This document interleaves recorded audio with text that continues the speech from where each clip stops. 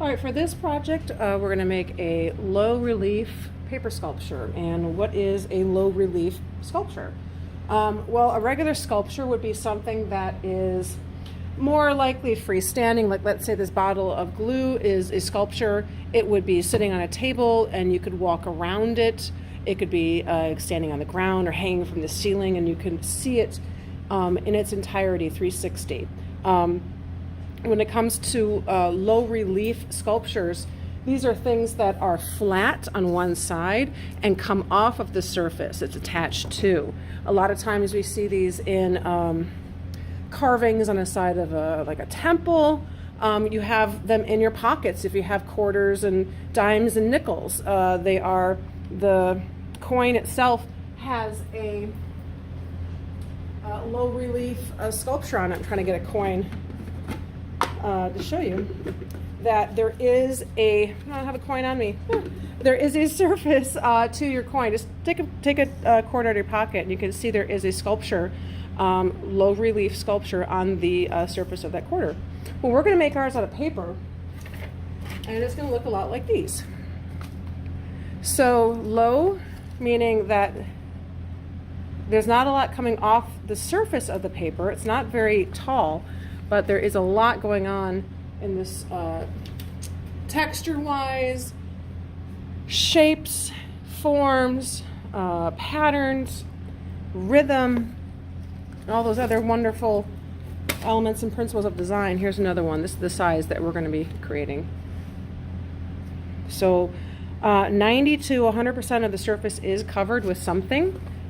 There's some sort of texture or paper that has been glued onto the surface. And again, if you hold it to the side, it is not very tall. I said it shouldn't be taller than the cow's face in the bottle of glue. So if I was sitting this on the surface of a table and I put this next to it, it shouldn't be taller than this glue bottle's cow face.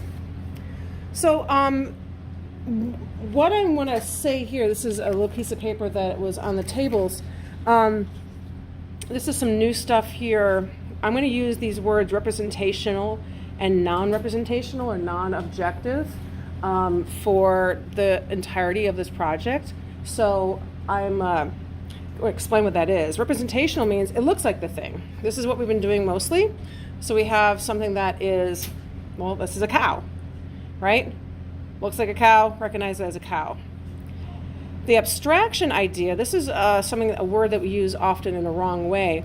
Abstraction is, and it's based on something original. It actually is based on a cow. So if you look at this picture here, there are cow things going on. Like here's the head, the feet, the legs, the udders, the tail. But it's been distorted from reality.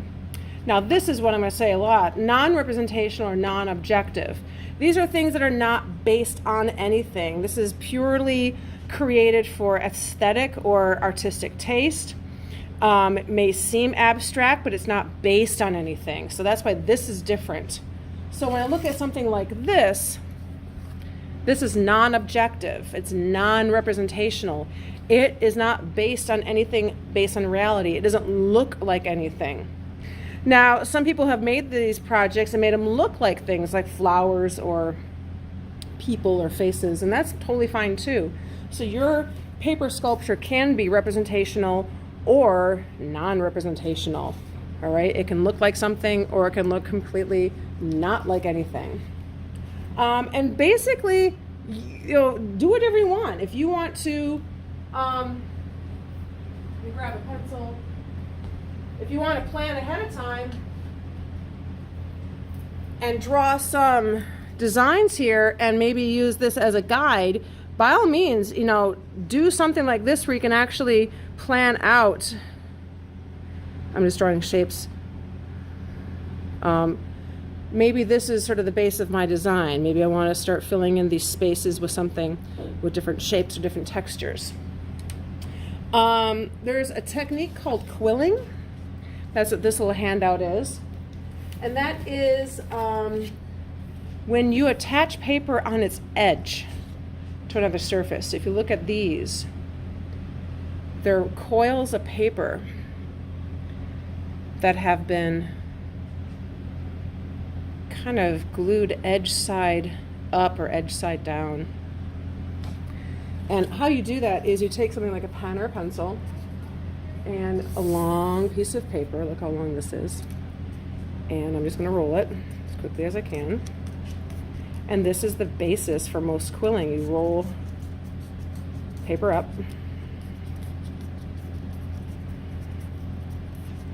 And I can do a couple things here. I can just keep it like this. I would just glue this part down here so it doesn't unravel. And I can have a nice tight coil and I can glue that down onto my surface. I can also let it go. And now I have a looser coil. I can glue this down here again so it doesn't get any bigger. And I can glue that down just like that. I can also squish it. And now I have sort of a eye shape. I can squish it again. And now I have sort of a square shape. So you can get really creative with how you roll your paper and squishing it. And then to make this stick onto the surface, I'm just going to put a thin, get the glue bottle that works. I'm going to put down a thin layer of glue right here. Oh my God, did I just put like a whole bunch of glue bottles on the tables that don't work? Oh, see? Now I overdid it. Let's clean this up a little bit. That's too much glue. Nice thin coating of glue on the surface. Don't need all that.